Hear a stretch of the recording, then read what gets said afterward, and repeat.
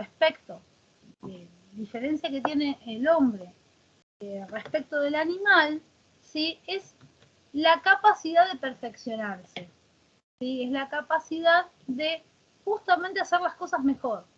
O sea, los gatos viven hace 1000 años de la misma manera, 1000, 2000 años, desde que existe el primer gato, los gatos viven de la misma manera. No tiene cambio histórico, justamente, no hay un cambio histórico. En el cambio, en el hombre sí, aunque él en el estado de naturaleza no habla de historia, sí el hombre tiene la capacidad de perfeccionarse. Por ejemplo, yo puedo darme cuenta que puedo cazar, supongo, mejor dicho, cazar no, pescar, un pez con una lanza, ¿no? Y eso me implica X trabajo, ¿no? Pero eso no me quita que dentro de un mes o dentro de un año no me dé cuenta que tal vez tendría menos esfuerzo y pescaría más peces si en vez de con una lanza pesco con una red. Y entonces el hombre tiene esa capacidad de transformar, ¿sí?, sus habilidades, su tecnología, ¿sí?, de transformar los medios para justamente a menos esfuerzo obtener más ganancia, obtener más rendimiento. Esa es la tercera característica. Y la cuarta característica que tiene el hombre es la capacidad que tiene a su vez de enseñar esas técnicas. El gato salta por instinto.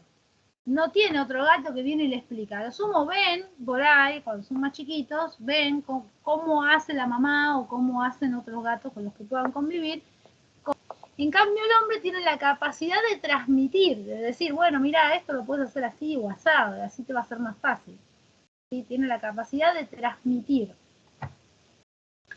Justamente, dice Rousseau, por culpa de esta capacidad de perfeccionarse y de transmitir lo que sabemos, es que el hombre va a terminar más adelante, ¿sí?, en la desigualdad moral o social, moral o política. ¿Por qué? Porque vamos a estar todos muy bien, muy tranquilos, viviendo aislados, cada uno por su lado, autoabasteciéndonos, hasta que un día, por esta capacidad de perfeccionarnos y de que de alguna manera nos juntamos por el apetito sexual y demás, digamos, nos vemos, empecemos a comparar que tal vez yo soy mejor cazando, pero el otro es mejor curtiendo las pieles, y que aquel es mejor armando refugios, y que el otro es mejor pescando, y que a mí me lleva mucho esfuerzo pescar y que al otro no le lleva ninguno, y que a mí no me lleva ningún esfuerzo cazar y que al otro le lleva mucho esfuerzo. Entonces, cuando empecemos a comparar que tenemos diferentes habilidades, justamente esa desigualdad natural, ¿qué ocurre? El hombre con esa capacidad de perfeccionarse, se le va a ocurrir la idea de intercambiar beneficios, es decir, bueno, yo cazo rápido y vos curtís muy bien las pieles. Bueno, si yo te cazo para vos y vos me curtís las pieles para mí, ¿sí? Entonces ahí, cuando empiezan a existir ese tipo de asociaciones, ¿qué va a ocurrir? El hombre va a dejar de ser nómade, sostiene que en principio el hombre es nómade, va a dejar de ser nómade, va a empezar a ser sedentario. ¿Por qué? Y porque si me voy para un lado diferente de donde se va el otro, ya chao, perdí la alianza, ¿no? Entonces perdí la asociación. Y entonces así, digamos, vamos a empezar a ser sedentarios. Gradualmente vamos a ir incorporando distintas asociaciones, y a medida que vayamos incorporando gradualmente distintas asociaciones, cada vez menos vamos a procurarnos toda nuestra autosubsistencia. Nos vamos a procurar la subsistencia de una sola cosa, de un solo aspecto, y vamos a proveer en ese mismo aspecto a los demás, supónganse cazar, o dar pieles, o hacer refugios, no sé, digo ejemplos de al azar. Y los otros a su vez lo mismo. Entonces vamos a vivir, digamos, en una suerte de cooperación colectiva. Entonces ahí va a surgir la aldea. Y al surgir la aldea, necesariamente, dice Rousseau, va a surgir la monogamia, porque ya somos lo mismo, lo que nos vemos. Entonces, bueno, va a ser más seguro si directamente arreglamos, bueno, yo con vos, aquel con aquel, y listo, ya nos quedamos ahí asentados en una pareja monogámica, y ahí aparece la familia. ¿Y qué va a ocurrir ahí? si bien tenemos una libertad absoluta porque no hay leyes que nos restringen, no obstante, nuestra libertad se va a ir acotando, ¿sí? No por las leyes, sino por la convivencia. Ya el convivir con otros, supónganse que yo tenía el hábito a las 3 de la mañana despertarme y subirme arriba de una palmera y cantar a lo Tarzán, ¿no? Total, mientras estaba solo y aislado no pasaba nada. Ahora que ya vivo cerca de los otros o que tengo una familia, si me da las 3 de la mañana por subirme a una palmera y pegar unos gritos bárbaros mientras el resto está durmiendo, y como mínimo me van a tirar un par de cocotazos, ¿sí? Entonces ya mi libertad absoluta se empieza a restringir. Y estoy en el estado de naturaleza todavía. No obstante, el hombre prefiere esa libertad, que ya no es tan absoluta. ¿Por qué? Y porque tengo un montón de ganancias, porque yo solamente ahora me dedico a hacer una actividad cuando antes no me dedicaba a hacer miles. Pero ahora me dedico a una sola, la que más me gusta hacer, la que mejor hago. Total, el resto me provee de las otras, que las otras que por ahí ni sé hacer, que es un inútil bárbaro, que me cuesta un montón. Y todos absolutamente tienen exactamente la misma ganancia. Entonces, por ese motivo, canjeo un poco de libertad, resigno un poco de libertad absoluta por esa comodidad. Entonces, esa capacidad de perfeccionarme es el eje del mal, digamos, es el principio del mal, para que en algún momento ese idilio del estado de naturaleza se termine. ¿Qué va a ocurrir? Seguido de esta situación va a haber unos vivos, porque Rousseau lo denomina de esa manera, ¿no? O sea, como una situación de unos vivos, de unos piolas, que van a decir algún día, van a decir, bueno, a ver, yo a este terreno le pongo una cerca, lo trabajo y digo que es mío. O sea, la propiedad privada de Locke. La propiedad privada de Locke para Rousseau es una vivada, es algo ilegítimo, es una apropiación ilegítima de los bienes de la naturaleza. ¿Sí? Cercar un terreno en el estado de naturaleza y decir que es mío, que planté un árbol de manzana, es una apropiación ilegítima de la naturaleza. ¿Qué ocurre? Yo supongo, sé que soy yo la primera viva que digo, bueno, acá esto es mío, ¿no? Este cuadrado es mío, porque yo esto lo estoy acá, ahí planté una cebolla, más allá planté una zanahoria. Este cuadrado es mío. ¿Qué pasa? Hay tal sobreabundancia que todo el mundo va a hacer lo mismo. Se va a oponer a que el otro se acerque un pedacito de terreno, y total estamos todos en la misma. Listo, perfecto. Eso va a funcionar bien, aunque sea una apropiación ilegítima de los bienes de la naturaleza, no tengo manera de resumirlo, va a funcionar bien mientras haya tierras disponibles. Cuando deje de haber tierras disponibles, ¿qué va a ocurrir? Va a haber nuevas personas que van a llegar a nuestra aldea, supónganse, y nuestra aldea ya tiene todas las parcelas de tierra ocupadas, y entonces esas personas, no pudiendo trabajar la tierra ni proveerse de ningún medio, se van a ver obligadas a vender su fuerza de trabajo, ¿sí? A canjear su fuerza de trabajo a cambio de un salario. Y ahí surge el asalariado. O sea, el asalariado va a ser aquel que se va a acercar, va a salir de algún lugar donde está aislado, se va a acercar a la aldea y no habiendo terreno, digamos, para trabajar él o apropiarse de él, bueno, va a tener que vender su trabajo a cambio de poder subsistir. ¿Qué pasa? El asalariado en primer lugar, o los primeros asalariados también van a ver, más allá de su evidente desventaja o de la ya diferencia moral que hay entre el que es asalariado y el que es terrateniente, aunque sea un terrateniente constituido legítimamente, más allá de esa diferencia que hay, en principio el asalariado también va a ver las ventajas de vivir en esa sociedad por el tema del intercambio, digamos, de servicios, ¿no? Por la cooperación entre los servicios entre todos, va a preferir justamente esa situación de estar asalariado a andar bollando de un lado para el otro viendo de dónde puede mantenerse. O sea, va a encontrar cierto confort, cierta seguridad en vender su trabajo a cambio de un jornal, de un salario o de que le den cosas, ¿no? Para comer. El problema se va a establecer, digamos, cuando los asalariados crezcan o sean un número mayor a los terratenientes. Entonces, ¿qué va a ocurrir ahí? Cuando los asalariados sean el número mayor a los terratenientes ya no van a pagar tan bien el salario. ¿Por qué? Porque total sobran. O sea, si hay dos tipos que cortan el pasto, y me pasa uno y me dice, doña, ¿quiere que le corte el pasto? Y no sé, me dice un disparate, bueno, lo puedo mandar a freír churro y esperar que venga el siguiente y esperar que no me diga un disparate. Si no, tendré que recurrir al primero y pagar el disparate. No sé. Ahora, si tengo 50 tipos que pasan por mi casa ofreciéndome cortarme el pasto, ¿qué ocurre? Prácticamente les puedo pagar lo que quiero. ¿Sí? O sea, básicamente puedo pagar muy poco, porque hay muchos ofreciendo lo mismo. Entonces ya no es necesario, o sea, tal otro no me impone la tarifa, hasta inclusive se la puedo imponer yo. ¿Sí?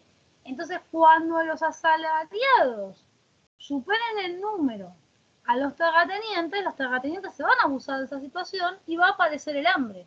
O sea, ¿por qué? Porque el salario no va a alcanzar para satisfacer las necesidades básicas. Y es ahí cuando los pobres o los asalariados van a comenzar a pensar en hacer algún tipo de revuelta o apropiarse de lo que tienen los ricos, porque todo lo que tienen los ricos lo tienen constituido legítimamente. O sea, no solamente lo tienen constituido legítimamente, sino que después lo tienen constituido gracias a los asalariados, ¿sí? O sea, supónganse el rico tiene un granel lleno de tomates. Sí, pero ese granel lleno de tomates no lo llenó él con su trabajo, el terrateniente. Lo llenaron los asalariados, fueron los que plantaron, cuidaron el tomate y se lo cosecharon y se lo llevaron hasta el granero.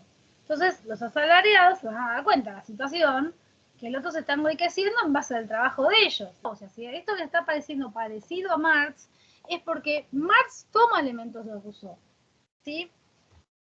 Van a empezar, digamos, a pensar, bueno, a apropiarse de lo que tiene el rico, porque si total el rico lo tiene gracias al trabajo de ellos. Entonces ahí es cuando el rico ofrece el pacto engañoso, el famoso pacto engañoso, para evitar que lo saqueen. Y para evitar el saqueo, para evitar la redistribución, ¿sí?, de los bienes apropiados injustamente de la naturaleza, el rico ofrece el pacto. Y el pobre confía en ese pacto que le ofrece el rico y cree que después del pacto va a haber condiciones de igualdad. Pero no, va a encontrar que no, que lo engañaron. Entonces, después del pacto, el pobre, y lejos de resolver su situación de pobreza, la va a empeorar. ¿Por qué la va a empeorar? Porque va a haber tres consecuencias de ese pacto engañoso. La primera consecuencia es por qué se denomina, o sea, por qué el resultado de ese pacto engañoso es una sociedad presidible, ¿sí?, que es la monarquía absoluta. O sea, la primera consecuencia es la monarquía absoluta, que traducido en palabras de Rousseau es la concentración, ¿sí?, de todas nuestras voluntades en un poder arbitrario. O sea, se concentra toda la voluntad en un poder arbitrario. Es decir, hay un único rey que es el que va a ser dueño de todas las decisiones, de tomar todas las decisiones. La segunda consecuencia es, digamos, el derecho de la magistratura, lo llama él, que es que aparece justamente la diferencia, o sea, aparecen los privilegios, ¿sí? Si yo tengo un determinado título nobiliario o tierras en no sé dónde, tengo determinados privilegios que si no los tenés, bueno, no están esos derechos o privilegios, ¿sí? Y la tercera consecuencia es la propiedad privada, es decir, aquella apropiación ilegítima de la naturaleza o bien de la tierra, ahora va a ser legítima, ahora va a ser legal.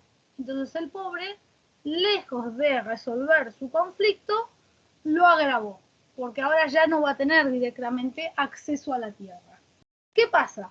Como producto de ese pacto engañoso surge la sociedad precivil, acá sí se salió del estado de naturaleza. Y acá el hombre, digamos, acá cerraría, digamos, el discurso sobre el origen de la desigualdad. Rousseau tiene una mirada completamente negativa, ¿no es cierto? Y en esa mirada negativa dice, bueno, esta situación, el hombre no va a poder salir nunca, siendo, digamos, el hombre estar mejor, está en un estado peor, ¿sí?, porque hay una desigualdad política o desigualdad moral de manera absoluta. en la que no vamos a poder salir nunca. Sí, eso es hasta el tratado o discurso sobre el origen de la desigualdad. Después, cuando escribe el contrato social, ahí, bueno, encuentra la solución o encuentra la salida de esa situación, que en el tratado ve como estancada. Te escucho, Maricel. El pacto engañoso no es el contrato social. No, no, es la primera instancia de pacto. Está bien. Lo que ocurre es lo siguiente, en el tratado, o sea, me refiero al libro, el discurso, ¿sí? El libro del discurso sobre el origen de la desigualdad, o tratado, lo mismo. Él ve esta situación sin salida, estancadísima. Pero años más tarde en el contrato social ve la solución. ¿Cuál es la solución? Que como ese pacto fue engañoso, ese pacto hay que anularlo. Si anulamos ese pacto, anulamos la sociedad precivil, es decir, anulamos la monarquía absoluta. Cuando él plantea anular el pacto, justamente está planteando lo que no quería Hobbes que se anulara. Hobbes no quería que se anulara el pacto, decía que no, que era imposible anular el pacto porque volvemos al estado de naturaleza, que volver al estado de naturaleza era caótico. Bueno, no. Rousseau dice, no, hay que anular el pacto, hay que anular la sociedad precivil, es decir, hay que anular la monarquía absoluta. Y hay que generar una nueva instancia de pacto. Pero para que esta nueva instancia de pacto no sea como la anterior, no sea una instancia engañosa, y ahora sí sea una instancia justa, es necesario, dice Rousseau, que todos estén en condición de igualdad, que todos seamos iguales, que todos llegamos a ese nuevo pacto de manera igual. Ese nuevo pacto, para distinguirlo del anterior, del engañoso, lo llama contrato social. Es decir, el contrato social es un pacto justo que da lugar a la sociedad civil, mientras que el pacto engañoso es un pacto injusto que dio lugar a la monarquía. ¿Sí? Esa es la diferencia. Entonces tenemos ahí el contrato. Entonces tenemos que anular ese pacto engañoso y hacer un contrato. Un contrato donde todos estemos en condiciones de igualdad. Araceli, te escucho. La duda era lo de que habías dicho de derecho de la magistratura, no entendí bien lo que El explicaste. derecho de la magistratura es que algunos, por tener un título nobiliario o por tener tierras, van a tener derechos que los otros no. Es decir, es la idea de un sistema de privilegios. Ojo, me voy a un segundo de Rousseau y simplemente les digo esto. Nosotros hoy en día vivimos en un estado democrático, donde en teoría, o donde decimos, digo en teoría porque es lo que se reproduce, ¿no? O sea, desde lo verbal y de las leyes, que todos tenemos igualdad de derechos. Sin embargo, hay una línea de juristas que no está de acuerdo en la idea de que realmente hoy tengamos igualdad de derechos en los estados modernos. ¿Por qué? Porque en el caso de determinados funcionarios públicos, antes de que se proceda a un juicio X por un delito X, hay que hacerles primero un juicio de quitarles los fueros, es decir, de quitarles sus atribuciones gubernamentales. Entonces, para algunos juristas, esos fueros que pueden tener los jueces o que tienen senadores, diputados, gobernadores, etcétera, etcétera, es implementar en el Estado de Derecho un sistema de privilegios. Una discusión que tiene el derecho y simplemente ahí hago como la víbora en el, en el Edén, ahí planto la duda y me voy. Bien, este contrato social todos tenemos que llegar en condiciones de igualdad. Para que lleguemos en condiciones de igualdad y que de esa manera sea justo, él propone una cláusula. Esa cláusula es que todos cedan o enajenen, es lo mismo, ceder o enajenar en este caso son sinónimos. Todos cedan o enajenen sus bienes y derechos al todo. ¿Sí? La idea de Rousseau es que si yo traigo acá el termo y el mate, yo tengo que ceder mi termo y el mate. Si otro trajo el termo, el mate y la lapicera, tiene que ceder el mate y la lapicera.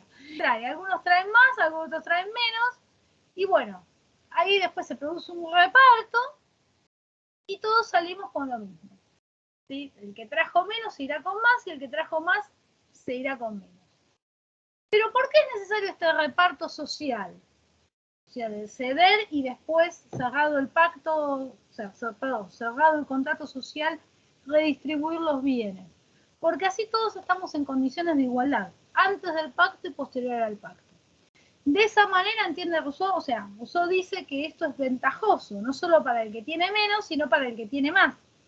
Para el que tiene menos es claro, porque es ventajoso, porque no tenía nada y se va con algo, o tenía menos y se va con algo más. Pero para el que tiene más, también es ventajoso, dice Rousseau, porque lo que antes era una propiedad privada constituida ilegalmente, ahora va a ser una propiedad privada constituida legítimamente. Entonces es preferible, no sé, tener un termo menos o un mate menos o un par de anteojos menos, pero que sea constituido legalmente, a tener un par de anteojos más o 10 pares de anteojos o 10 termos, pero constituidos ilegítimamente.